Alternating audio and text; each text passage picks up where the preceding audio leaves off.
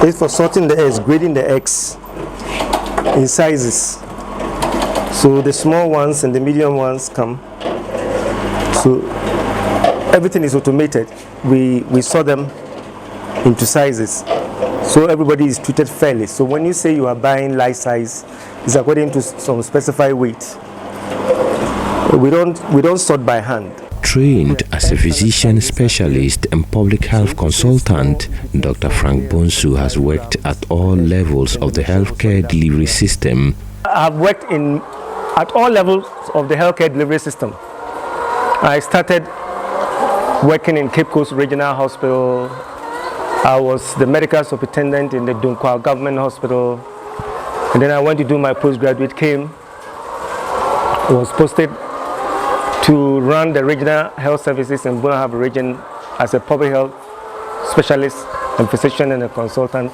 I worked several times. Trained as an epidemiologist, I came to the national level to run the National Tuberculosis Control Program for many years. But Dr. Bonsu says one cannot leave his passion. You can't leave your passion. Medicine has always been my dream, but once I've fulfilled my dream, then I have to do my passion. So I've done with medicine. I refuse to take contract. I refuse to do any consultancies. I just want to settle down and do farming. And I'm enjoying it.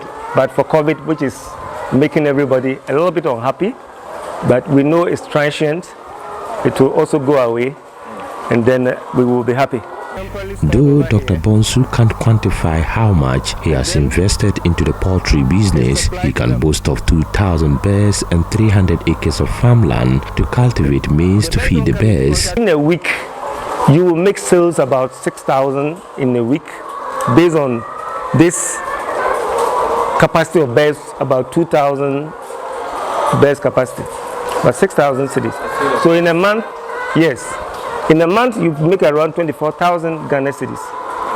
But then you're going to use this same amount to buy feed, to buy your soya bean and all that, pay your staff and all that. We have a 7,000 bed capacity for farms. We've also acquired some 300-acre land that we cultivate our maize to feed our birds. We have our own feed mill that we use to support feeding the birds. So that's how I came into living in this rural setting. Dr. Bonsu declined a teaching appointment after retiring to focus on his farming business. I was given some teaching appointment. I turned it down,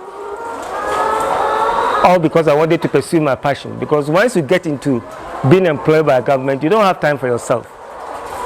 If you are faithful to yourself, then you need to be at work. You can't cut corners. Some of us, because of our Christian background, we just couldn't do farming full time. Dr. Bonsu was not raised at Nsuta, but he is reuniting with his natives to mentor them into farming, especially those who are not in school. Now, I've been working. I was based in Korle Bu in Accra before I came. That's where my offices were and I was working. But this is my village. I wasn't raised here anyway, but our dad growing up brought us here to make friends in the village. So coming here was not a big issue for me. So I just decided it's better to come and be with my people, and the skills that I've acquired over the years, the experience that I've acquired over the years, I impact to the younger generation. The rural folks, some of them, they need somebody to mentor them. And I thought I could be such a person, mentor the young ones into farming for those who can't pursue higher university degrees. And we've managed to get quite a number of guys who are come here, attachment, study. Some of them are doing grass cutter farming, because I also have a grass cutter farm here. And we do a little bit of snails as well. Snail. We've just started rabbits as well. So we use this place as a kind of training grounds to ask the younger people to come in to see that it can be done. The retired physician specialist says one doesn't need big capital to start farming. And that you don't need much big capital. As long as your mother has 1 acre of land and you are ready to commit yourself by way of hard work, we are here to support you. So we make our capacity available to them. If you want us to prepare feed for you, we'll prepare it for you. If you want the know-how, the knowledge, where to secure your birds, we would advise you. We are even planning to brood day-old chicks for them, those who want to go into poultry, because I have a 5,000 capacity to brood day-old chicks in cages. So if you come and we brood it for you to the point of lay, then you can pick the birds and then you can go and start something. But it took him 10 years to plan towards establishing his farm. Well, a journey of 1,000 miles begins with one step. When I was working, I knew I would do farming, so I was saving towards it. If you want to do the right things, you need to invest properly, and you can't overnight invest. So I planned for it. Well, it took me 10 years to plan for this.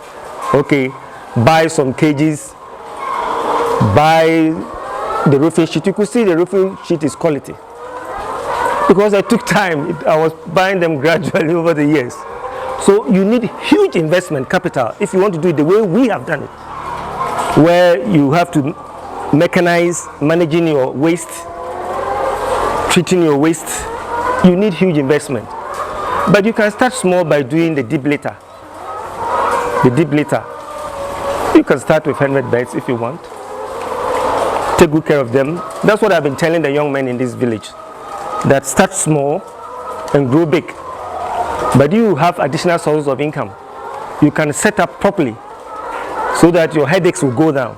With this kind of setup, we have little challenges in terms of diseases and all that, because it's properly set up. We have our winching system, you can see, so that when it's raining, we only have to roll it up and protect the birds. If you are starting as a young man, probably you can't do this type of winching system, but you can use polythene bags to protect the birds from getting wet when it's raining. And this is the kind of ideas we shared with our colleagues, young ones down here, and it's been quite helpful. Because I was doing it gradually over a 10-year period, it was very difficult for me to tell you the cost, because if I had some extra money, I'll buy something. I wasn't too much into quantifying the cost, because if I did, I'm sure I would have stopped, because it would have been very frightening, the amount of money that I was putting in and I wasn't getting anything back. It was just a matter of setting up the infrastructure, and I'm a civil servant. It could have been very frightening, I would have stopped. But if you are to come to estimate it, because some guys came from KNUST to come and do the estimate over the years, they looked at the structure, they look at the cages, they look at all, and then they use current value to do the estimate, and they were talking in the neighborhood of around $150,000 US. And I was telling them, me, look at me, do I have $150,000 US? They said, but this is how much the farm is worth. Okay, so if you don't have a loan, or you don't start gradually over a 10-year period like I did, how can you manage a farm like this? It's all about planning, I guess. But what is the only issue for Dr. Bonsu? The only issue is that farming in Ghana, you're on your own. You are on your own, really, you are on your own. And I realized that when I came into it. In terms of seeking money from the financial sector, you might as well forget it. So you need to build on your reserves. And Dr. Bonsu is currently in a maintenance phase and hopes to make profit between 4 and 6 years to recover his investment. It's going to take time. In poultry, you need about 4, 5 years, 6 years before you can start to recover your cost. I must say, right now, I would say we are in a maintenance phase. Maintenance in the sense that I'm not putting in my own money in maintaining the birds. What I'm generating is what I'm using to run the farm. Okay, so, but I haven't made profit yet, but I'm not losing money. So I call it the maintenance phase.